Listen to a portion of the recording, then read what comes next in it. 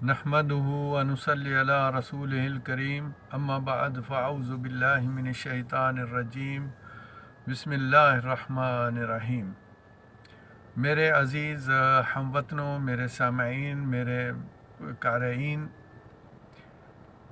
اس وقت وطن عزیز جو ہے وہ انتہائی مشکل میں سے گزر رہا ہے، اور اسی سلسلے میں آج دو چار باتیں کرنا ضروری سمجھتا ہوں۔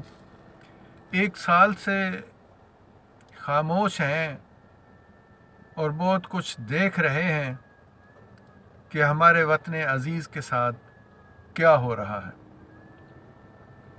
میں آج یہ کہنے پر مجبور ہوں کہ گھر کو آگ لگ گئی گھر کے چراغ سے۔ ایک دکھ بھرے دل کے ساتھ میں اسلامک ویلفیئر ایسوسی ایشن کے چیئرمین کی حیثیت سے یہ بات کر رہا ہوں، اور دل جو ہے وہ خون کے آنسو رو رہا ہے۔ آج میں بات کرنا چاہتا ہوں کہ ہماری آرمی اسٹیبلشمنٹ کو جگہ جگہ پر لوگوں کو اکٹھے کر کے نعرے مروانے کی ضرورت کیوں پیش آ رہی ہے کہ ہم اپنی آرمی سے پیار کرتے ہیں۔ میں اس وقت میری جو عمر ہے وہ 61 سے جو ہے وہ انکریز کر چکی ہے۔ ہم چھوٹے چھوٹے تھے، بچپن سے لے کر آج تک اپنی افواج پاکستان سے اپنے ہر رشتے سے زیادہ پیار کرتے ہیں۔ وہ اس لیے کہ یہ جو ہماری افواج پاکستان ہے، یہ ہمارا ایک ناقابل تسخیر سرمایہ ہے، لیکن افسوس سے کہنا پڑتا ہے کہ اس مافیا نے جس نے اس ملک کی جڑوں کو کھوکھلا کیا ہے، اس مافیا نے اپنے 35-40 سال کی اس تگ و دو میں، اس کوشش میں، اس محنت میں، ایک جہاں پر پورے ادارے اس ملک کے تباہ کیے، وہاں پہ ایک ہی ادارہ بچا تھا، انہوں نے اس ادارے کو بھی تباہ کر دیا۔ اس کے چند وہ لوگ جن کی وجہ سے یہ ادارہ عوام کی نظر میں تباہ ہو گیا، عوام کی نظر میں نفرت کا ایک مرکز بنا، وہ چند لوگ ہیں، پورا ادارہ نہیں ہے، پوری ہماری افواج نہیں ہے۔ ہماری افواج، ہمارے لوگ، ہمارے مجاہدین آج بھی جام شہادت نوش کر رہے ہیں، اور ہر چیز سے بے خوف ہو کر رہے ہیں۔ لیکن افسوس، صد افسوس کہ پچھلے 1 سال سے زیادہ کا جو عرصہ گزرا ہے، جس میں باجوہ ڈاکٹرائن اور باجوہ کا جو ایک طرز عمل تھا، اس نے اس ادارے کی عزت و احترام کو تباہ و برباد کر دیا۔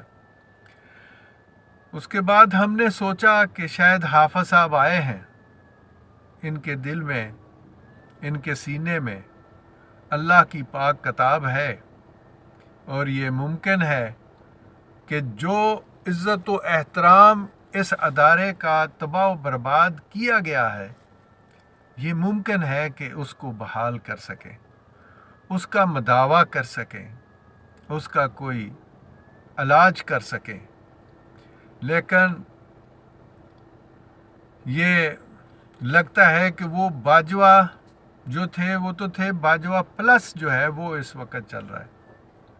अल्लाह से दुआ है कि वो हमारे इस हाफिज साहब के दिल में इस कुरान का जो असर है उसको ब्रूए कार लाने की तौफीक अता फरमाए। मुल्क तबाह हो गया, हम लोग रो रहे हैं, बड़े बड़े कानूनदान मुल्क के अंदर रो रहे हैं, अफसोस है। देखें, हम ओवरसीज पाकिस्तानी हैं, मुझे मुल्क से बाहर आए हुए 31 साल से ज़्यादा का अरसा गुजर गया। इन 31 सालों में पहली दफ़ा ऐसा हुआ था कि इमरान खान साहब के दौर में हमें हमारी एम्बेसियों में कोई इंसान समझने लग गया था। ये बड़ा मुश्किल सा काम था, लेकिन इन तमाम चीज़ों के ऊपर उस वक़्त पानी फिर गया। इन तमाम उम्मीदों पर तबाही मचा दी गई जब पाकिस्तान के ही नहीं, ये दुनिया का करप्ट माफिया जो है उसको इस मुल्क की बागडोर दे दी गई। दिल खून के आंसू रोता है और उनकी एक एक डिमांड जो है वो पूरी हो रही है। जब भी इस मुल्क के अंदरूनी खलफशार होते थे, चले बाहर के लिए तो आज भी अल्हम्दुलिल्लाह हमारे जो मुजाहिदीन हैं, कुछ चंद लोगों के अलावा इस आर्मी के अंदर, वो कट जाएंगे, मर जाएंगे, लेकिन बाहर से किसी को इजाज़त नहीं देंगे कि वो हमारे मुल्क पर हमला आवर हो।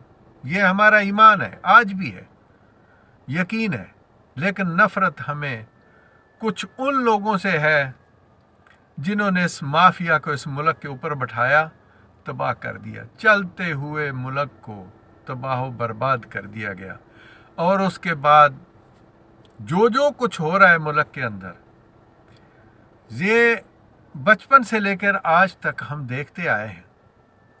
कभी किसी ने सुप्रीम कोर्ट को इस किस्म की गालियां नहीं दी थी जो कुछ दिन पहले सुप्रीम कोर्ट के सामने मौलवी फजल रहमान जो अपने लोगों को लेके आया और हुकूमत समेत वो नंगी गालियां दी गईं जिसके बारे में इंसान तसव्वुर नहीं कर सकता।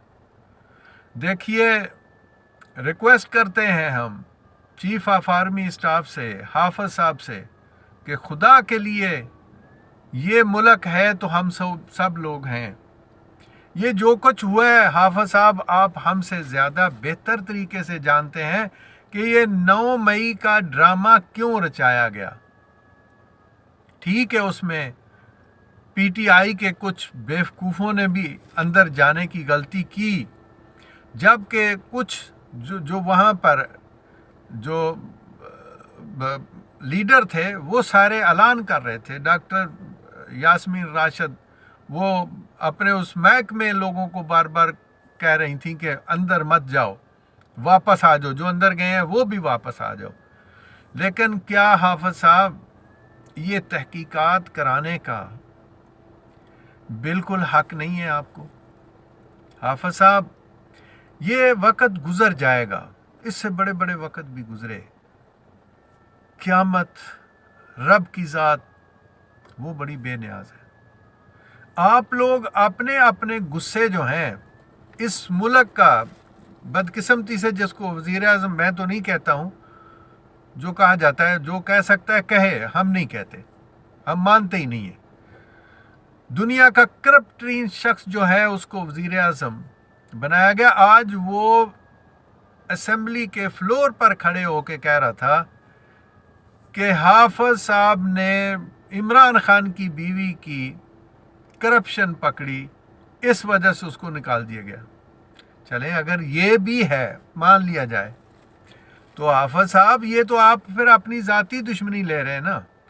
इस मुल्क की क्या गलती है, हमारी क्या गलती है? हम जो अवाम हैं, हम कहाँ चले जाएं? हमारी क्या गलती है? अगर आपको इमरान खान का चेहरा अच्छा नहीं लगता है या बाजवा को नहीं लगता था, तो ये 24-25 करोड़ की जो अवाम है, इसका ये हशर क्यों कर रहे हैं आप लोग? آپ کو اللہ تعالیٰ نے طاقت دی ہے. ایک بات یاد رکھیے گا حافظ صاحب, یہ طاقت آپ کے پاس 3 سال ہے. وہ کیا پتہ ہے کہ موت اس سے پہلے آ جائے اور اللہ کا بلاوا آ جائے, پھر کیا جواب دیں گے آپ اپنے مالک کے حقیقی کو جا کر. خدا کے لیے اس ملک کے ساتھ ایسا نہ کریں. آپ ہم سے بہتر جانتے ہیں کہ یہ سب کچھ کیا ہوا. عمران خان جس طرف پھونک بھی مارتا تھا تو وہاں ہزاروں کے حساب سے ایف سی, رینجر, پولیس سب کچھ موجود تھے. یہ 3-4 گھنٹے تک قافلہ چلتا رہا. ہمارے کچھ پڑھے لکھے ان پڑھ دانشور جن کو کہہ رہے ہیں, وہ دانشور کیا کہہ رہے ہیں کہ جی وہ فلاں نے کال کیا کہ ہم کور کمانڈر ہاؤس میں جا رہے ہیں, وہاں آ جاؤ. بھائی اگر کال کیا بھی ہے تو کسی نے یہ کہا کہ آ جاؤ ساتھ اپنے آگ لے کے آؤ اور لگا دو اس کور کمانڈر ہاؤس کو. اگر کور کمانڈر ہاؤس کے اندر جا کے یہ سب کچھ ہو سکتا ہے حافظ صاحب, تو آپ کس لیے بیٹھے ہوئے ہیں؟ آپ کی ایم آئی کدھر چلی گئی؟ آپ کی آئی بی کدھر چلی گئی؟ یہ رانا ثناء اللہ جو ہر وقت اپنی جیب میں پوری پولیس اور پورے ڈپارٹمنٹیں لیے پھرتا ہے, یہ کہاں تھے؟ کیا کوئی شیلنگ ہوئی؟ کسی نے روکا؟ حافظ صاحب آپ چیف آف آرمی اسٹاف ہیں. اللہ نے آپ کو یہ عہدہ دیا ہے. خدا کے لیے اس ملک پر ہم سب لوگوں پر ترس کھائیں. یہ دشمنیاں چھوڑ دیں, یہ دشمنیاں چھوڑ دیں. اس دشمنیاں کرنی ہے نا, جس کسی نے بھی کرنی ہے دشمنی, وہ جس کسی سے دشمنی ہے اس سے کر لو یار. اس ملک کے ساتھ نہ کرو. یہ ملک ہے تو آپ چیف آف آرمی اسٹاف ہیں. اس لیے اپنے رب سے ڈریں اور اس وقت سے ڈریں جو وقت کسی کو معاف نہیں کرے گا. ہر ظالم و جابر کا ایک دن حساب ہوگا. خدا کے لیے اس ملک کو تباہ نہ کریں. لیکن ایک بات میں جاتا جاتا یہ بھی بتاتا چلوں کہ یہ ملک ہمیشہ قائم رہنے کے لیے بنا ہے. یہ اللہ کی ذات نے ہمیں قائم رہنے کے لیے دیا ہے. یہ ملک, اس کو کوئی مائی کا لال تباہ نہیں کر سکتا. سب کے خواب چکنا چور ہو جائیں گے. آپ کو اللہ نے طاقت دی ہے, آپ چیف آف آرمی اسٹاف ہیں. آپ کو اس وقت جو کردار ادا کرنا چاہیے اس انکوائری کو لائیں. میں اس کو کنٹینیو کرتا ہوں دوسری ویڈیو میں انشاءاللہ باذن اللہ. اس کے ساتھ اجازت چاہتا ہوں. اللہ حافظ.